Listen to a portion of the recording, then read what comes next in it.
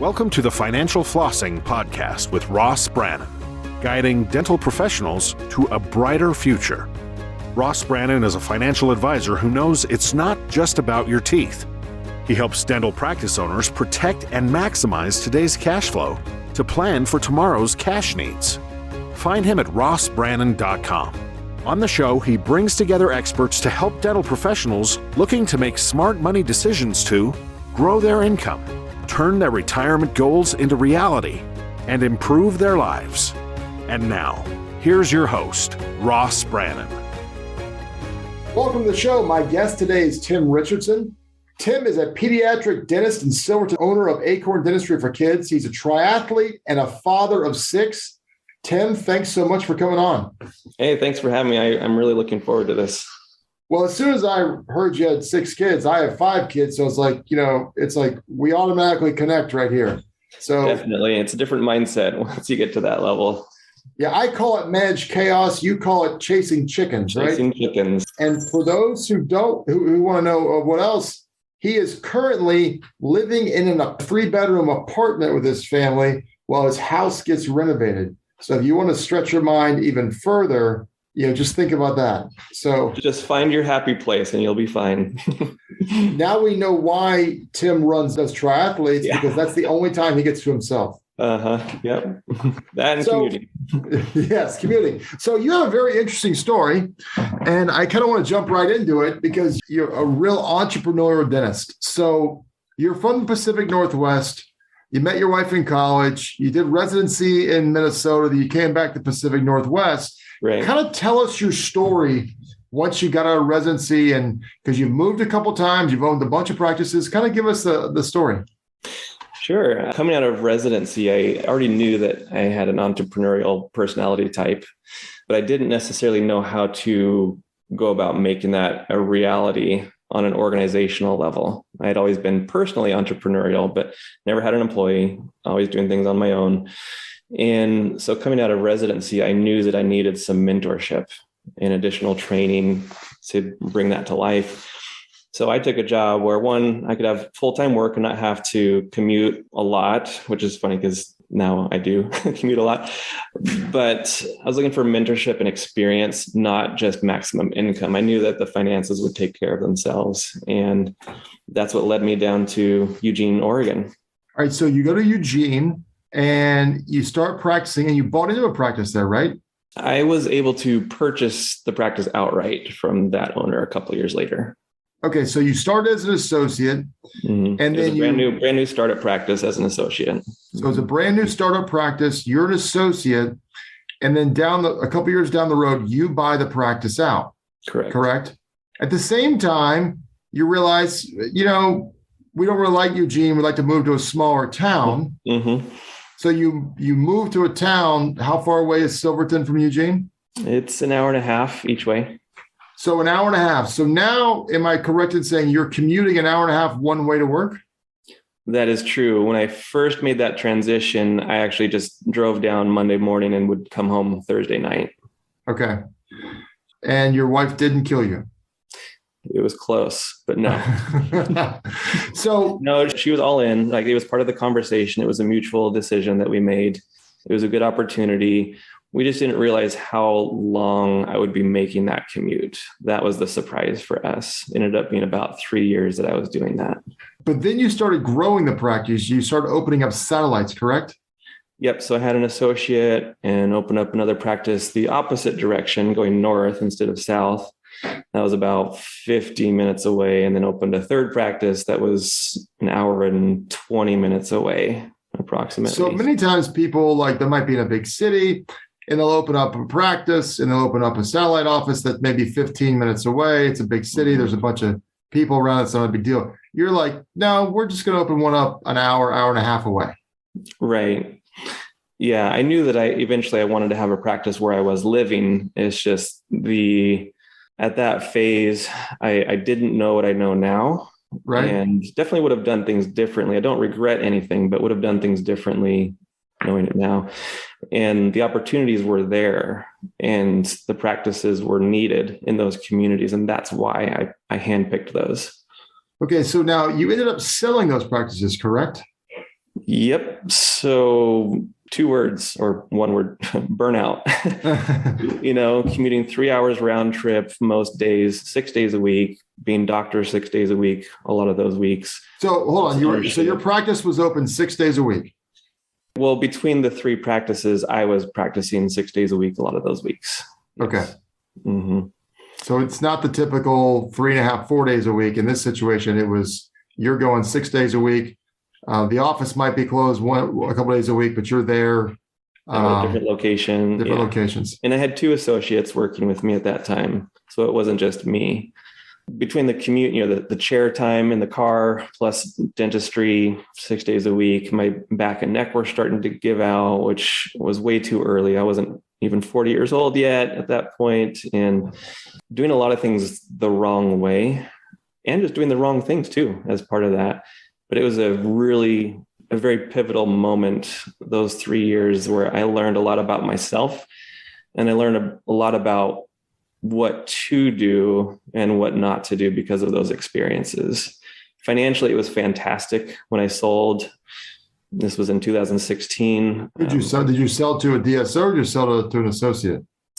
It was sold to the 2 associates, but there was a business partner involved, a non-doctor business partner. Not that can't work, but it didn't work in this example. And they continued that business partnership. And I took a break. I went into recovery mode, took a few months off while working on starting this new practice where I live now in Silverton. So Silverton's a town of about 10,000 people. Correct. How many dentists were there before? Was there a dental office there? There's one practice with 2 doctors, solo practice, and solo practice. Oh, and one more solo practice. So there are actually quite a few dentists in this small town. So is the market saturated, to say the least? For general dentistry, yes. But for pediatric dentistry, I would say no. And again, just having the tribal knowledge of the area, it really encompassed about 50,000 people. It's kind of a rural, it's close to metro areas, but it's still a rural area. Right. And so I knew that it wasn't just the 10,000 people I was servicing. It was more than 50,000 people. What I didn't realize is that it was actually servicing families all the way out to the coast, which is, some of those families were coming 2+ hours away because of lack of alternatives that they were comfortable with. Like I told you before we started recording, I've got a friend who has a pediatric dentistry practice, and it's predominantly Medicaid. Actually, James Osborne, one of the earlier guests on the podcast, and he has people who will drive 2.5 hours away. It blows my mind, but it just shows how big of a need there was. And I opened the doors, and we were slammed from day one. I thought, I'll do this for a year. I was already in the process of opening a second practice when the first one opened. So 3 months later, the second practice opened. I thought I'd do both, alternate weeks for a year, bring on one doctor in the second practice. After 1 year, I brought on 3 associates, and they were all busy full-time between the 2 practices. Wow. Now, how far away is the second practice? 25 minutes. Okay. And now your practice is not Medicaid, correct? It's about 70% Medicaid, which matches the Oregon demographic. Oh, okay. Wow. I didn't realize that. Yeah, our purpose statement is every child gets a smile, and that includes Medicaid patients. Every child in our community gets to come and see us. And so when you're dealing Medicaid, now obviously Medicaid, I believe Medicaid reimbursements have increased a little bit, which is typically unheard of. Not really, not here, not so okay. much. But it's not the worst, but it's not the best either. It's kind of in the middle. It's a volume game. I mean, that's a volume business. This is not cosmetic dentistry where you're doing a $50,000 case like once a day or whatever. This is a totally different animal. Yeah, I mean, pediatric dentistry in general is a volume game. There are some boutique clinics out there, but generally speaking, pediatric dentists are going to see minimum 35 patients. Some will see 70 plus patients in a day. How many do you typically see? When I was practicing full-time with my own schedule, it was, that 55 to 70. Right. And that was at a normal, we saw patients at 8 o'clock and finished seeing patients at between 4 and 4:30. It wasn't an extended day. Right. So you opened the second practice and then you kept growing, correct? Right. Yeah. And kept really looking at where are the patients coming from. That second practice, we leased a whole building, but we only built out part of it, thinking that, maybe 3 to 5 years down the road, we'll expand and do a phase 2. Well, as soon as those 2 doctors started, they both wanted more space and we needed more space. So 1 year later, we had 2 doctors and we're doing our phase 2 build out. In hindsight, just build out the whole thing from the get-go. It was such a waste of resources to do it in 2 phases that quickly together, but lesson learned. And we've done it differently since then with other clinics. But third clinic was really, where are the patients coming from? We're getting maxed out on the schedule, need more capacity. And if you don't have it in the clinic, then we open a new clinic. And that's how we've grown. So how many clinics do you have now? Arbitrary number. It's just, what is the need? So how many clinics do you have now? Our opening number 6 next week. Opening number 6. And then geographically, how far away are all these clinics from each other? The furthest is a little over an hour from where I live, going northwest of here, west of Portland. And the furthest south is about 45 to 50 minutes southwest of here. Now, how often are you in these 6 clinics? I don't have my own schedule. I'm more in the batter's box. So I fill in for doctors. I practice sometimes a few days a month. Sometimes it's a full month if I'm helping cover for maternity leave. It just depends on what the need is at the time. And so 6 clinics, how many associates? We have 9 doctors, including myself currently. And how many employees? We have 80 something. So what have you learned from being from when you first started out to now having 80 employees, 9 doctors, including yourself, 6 locations? What are some of the lessons you've learned? For me personally, I've always been big on providing opportunities for people. One of my sticky notes here, a note for myself, is to use business as a mechanism for extraordinary self-development and discovery. And I'm trying to provide that for all the team members, not just for myself. One of the mindset shifts I had to make was thinking that everybody wanted that experience through work. The truth is, not everybody wants that. Some people really just want a good job and a good paycheck. And I think I'm still coming to terms with that, honestly, but I've come to terms with that's just where some people are at that phase in their life, their development. And we struggled because I was trying to push self-leadership on all of our team members and really turned some people off to our team because of that. And so we've shifted now to still supporting those people that have interest in leadership and providing those pathways for them, but also being okay with somebody just being a rock star, not a shooting star. And a solid team needs both, not just one or the other. If you have all shooting stars, then that is chaos. Yeah. And lack of stability, right? A lot of turnover. But you can't have just rock stars or else there's no innovation, there's no creativity going on, you're not improving. And so we've really tried to come to a healthy balance, one with our expectations, but 2 with the support of the team members. So you were telling me beforehand, you've kind of found some creative ways using real estate to expand your practices. Right. So talk a little bit about that. I love real estate. I'm, initially Robert Kiyosaki, Rich Dad, Poor Dad was my introduction into the real estate world. Fantastic. And really have kept a lot of those principles, such as being willing to work for free to get experience and realizing that is actually going to get you ahead than just working for a paycheck. I loved the term mailbox money that he used. The money comes in no matter what. And it could be completely hands off if you have somebody that helps take care of those properties for you, or minimal involvement if you self-manage properties. So I really loved that because I do have 6 kids. I want free time. I don't want to be tied to being an employee of my own business every day, which is kind of how my dad was. He's an optometrist, owns his own practice, very successful, but kept it small because he likes to have, that work-life balance, quote unquote. But anytime we would take a vacation, he would say, yeah, I'm still paying the bills and not making any money right now. So that's how I knew I wanted to be not just a self-employed or an employee of my own business, but I wanted to be a business owner and investor where I could not have it all be on my own shoulders, provide flexibility for myself, provide flexibility for the people that I work with as well.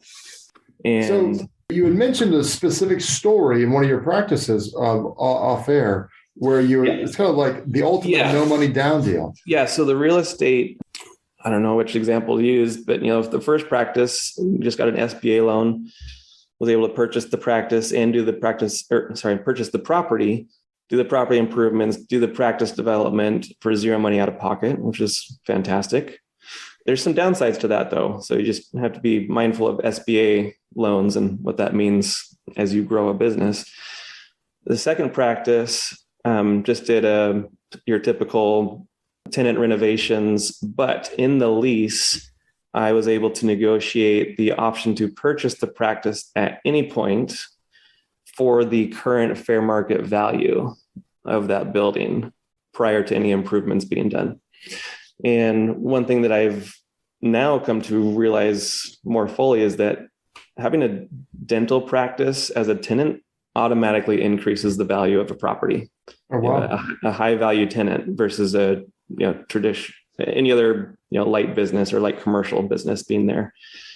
So the value of that building increased fairly significantly once we were up and running, but I was able to purchase that building for the value as if there was no dental practice as one of the tenants. It's a multi-tenant property.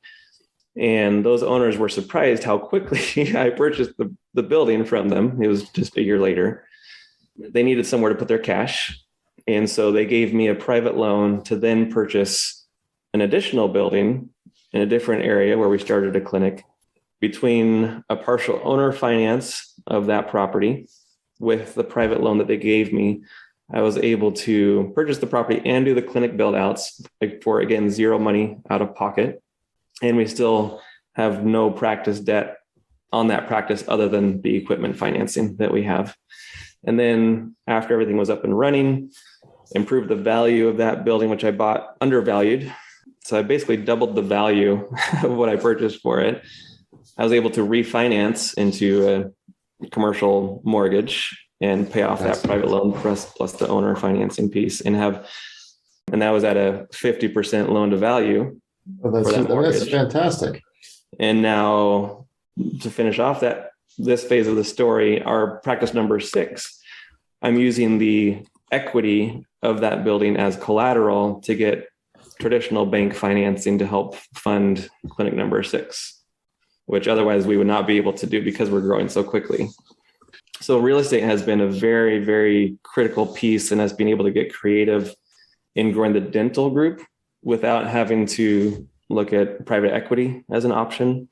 At least at this point, it's not part of the conversation. We're doing it ourselves and getting creative with it. I mean, that's fantastic. I mean, just to use your entrepreneurial instincts to find ways to create opportunity and to do stuff. It's like, if you weren't going to, if you weren't willing to think outside the box, right? I mean, you would have left so much money on the table. You likely, and I'm just estimating, probably doubled your actual net worth by thinking outside the box in these types of scenarios. Easily. Yep. And obviously the people who gave you the first right of refusal on the property didn't even realize what they were doing. Yeah, not so much. I will say, though, I wish I could take credit for all of this, but I do have to give credit to my real estate agent because purchasing that next property with the private loan plus owner financing, I think we were on plan J in order to make that happen. It was not plan A, B, or C. It was down the line quite a ways. And my real estate agent worked his magic to be able to configure this deal in such a way that everybody was able to benefit. No one took advantage of anybody. Everybody won. So it's a true win-win-win all the way around. Absolutely. Yeah. And he also helped with the lease negotiation for that, the initial or the second practice that I purchased later after being a tenant. So he has been instrumental in supporting this vision that we have of growing the dental group, the dental business, but utilizing real estate as a mechanism in order to do so. So it's find smart people, and you can do a lot of things if you take the ego out of it. Be humble and recognize that there are other people smarter than yourself, and let them do what they do and focus on what you do best. Yeah, that's great. So as we wrap up, I could pick your brain on lots of things for quite a while, but we don't have that much time. But I always like to ask my guests two things before we go. Number one, what advice would you give to a new dental school grad? I think the same as what I was looking for is find mentorship. Know that your student loans will be taken care of. Well, let's stop right there. So how many people, in your opinion, make decisions out of, let me just say it this way, out of fear because of the student loan debt, $200,000, $300,000, $400,000 of student loans. And so they make a decision on taking a job out of fear versus doing something differently and realizing it'll all take care of itself. I would say because I do all of the doctor recruiting for our group. Right. In my conversations, I would say it doesn't matter if it's a new grad or an experienced doctor looking for their next work position. I would say it's at least 3/4, if not 90% of people are making decisions based out of fear rather than faith. Yeah, it's a lot. It was really surprising to me. I thought there would be more people that are chasing a dream when really they're trying to avoid pain and suffering and failure, when realizing that in order to actually truly accomplish and make your dream a reality, you have to go through pain and suffering and failures to get there. Because we're not perfect, we have to go through those learning experiences. So in a way, I've come to look forward to the mistakes and the quote unquote failures, because I know that that's getting me one step closer to my end goal that I have for myself and for our team. Yeah. So walk in faith, don't walk in fear. When you're going to have student loans, most everyone does. It'll all sort itself out. It's not the end of the world. I would add retirement's overrated. So don't try and get out in 15 or 20 years. You want to be able to make sure you can take care of yourself, take care of your family, if that's part of the equation, right? So you don't need as much as you think you do. Really what you need, especially coming out of school, is you need an opportunity to learn the things that you haven't learned yet in school. That will get you much further ahead than just taking a job because you can potentially maximize your income, which I will tell you, a lot of people have been extremely disappointed because they were chasing a number or a percentage of compensation that might have been slightly higher than another opportunity. And a year or two later, they're looking for another job because it wasn't what they expected. So look for mentorship, look for opportunity to grow. The financial piece will happen as a result if you get those pieces in place. Yeah. And then last thing I ask everyone, what books would you recommend? But I don't know if you've read a book because you have no time at home in a 3-bedroom apartment with 8 people. In addition, and by the way, for those who didn't hear, I mentioned before, the youngest 2 are twins. And how old are the twins? They're 2. 2. Okay. I have a 2.5-year-old. So when the 3 hours or 4 hours of sleep he gets a night, if he's running triathlons and practicing, so he doesn't have time to read books because he's either running or parenting. I actually do read a lot. I know you do, because people like you always do. I can see your library behind you. I have one very similar to that. A lot of them I haven't read yet, admittedly. Yeah, I'm good at collecting. I like to read, but I do collect a lot too. Yes. Yeah, it's part of the fun. Yeah. But I would say the one that I just finished recently is, oh my gosh, it is Tribal Leadership. And who wrote that? Loved it. Oh, I'm not great at remembering authors' names. Let's see. I don't have it here because I gave it to somebody. Let's look it up on Amazon. But I believe it's 2 authors. But it's a heavy book. It's not just a light read. Some business books are moving into more of the story or parable type of a book. But this goes through the different types of leadership, and it really brought a lot of clarity to some of the frustrations that I've had in the past, particularly with myself as a leader, realizing some of the shortcomings that I've had to navigate, and now brought a much better understanding of how to actually lead a team and help a team develop collectively, not just individually, which is my big focus has been individual improvement, individual transformation. But now it's going to be much easier to do that on an organizational level. So I'm really excited about that. That's pretty cool right there. That's really cool. So if someone said, this Tim Richardson guy is amazing, I'd love to pick his brain on stuff, in the 6 seconds a year he has of extra time. If someone wanted to reach out to you and ask you for advice, would you be open to that? If so, how would they get in touch with you? Absolutely. I love I have kind of one of my mantras is get your education, make your mark, prepare to serve. So I am in that phase where I've, still learning, obviously, always will, but I've gotten a great education in school and after school. I've made a pretty good mark so far, but I'm really looking at that mentorship piece and being able to help support other people to pursue their passions and their dreams. So I'm always open to conversations, bounce ideas off of. I'm on Facebook, I'm on LinkedIn. And you check it. So if they send you a Facebook message, you'll see it and you'll check it, right? Correct. Yeah. I'm not on it every day necessarily. Probably should be on it more. Well, maybe not, but no, I do get those messages. Right. Yeah. I do get those messages, Facebook, LinkedIn, or you can just, look up Acorn Dentistry for Kids. You can find me that way. Well, great. So obviously, guys, this is a sharp cat, someone who's definitely worth picking their brain. Tim, this has been a wonderful conversation. I really appreciate your time today. Thank you. This was fun. You've been listening to the Financial Flossing Podcast with Ross Brannan. Tune in next week for our next episode. This has been another episode of Financial Flossing with Ross Brannan, guiding dental professionals to a brighter future. If you liked what you heard, consider subscribing wherever you listen to podcasts. For more on Ross Brannan, visit rossbrannan.com.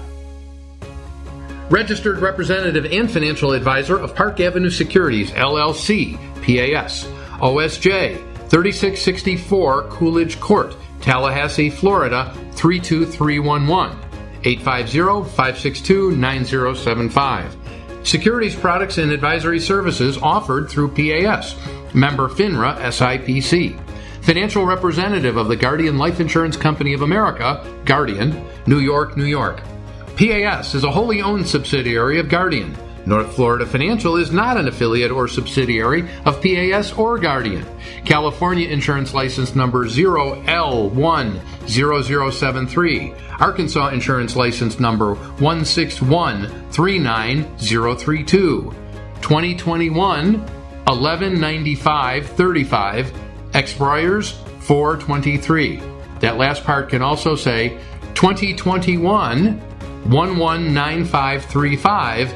Expiration April 2023. This podcast is for informational purposes only. Guest speakers and their firms are not affiliated with or endorsed by PAS, Guardian, or North Florida Financial, and opinions stated are their own. Ross is a registered representative and financial advisor of Park Avenue Securities, LLC, PAS, OSJ, 3664 Coolidge Court, Tallahassee, Florida 32311, 850-562-9075. Securities products and advisory services offered through PAS, member FINRA SIPC. Financial representative of the Guardian Life Insurance Company of America, Guardian, New York, New York. PAS is a wholly owned subsidiary of Guardian. North Florida Financial is not an affiliate or subsidiary of PAS or Guardian. Arkansas Insurance License Number 161-39032. California Insurance License Number 0L10073. 2022-136356. Expiration 0424.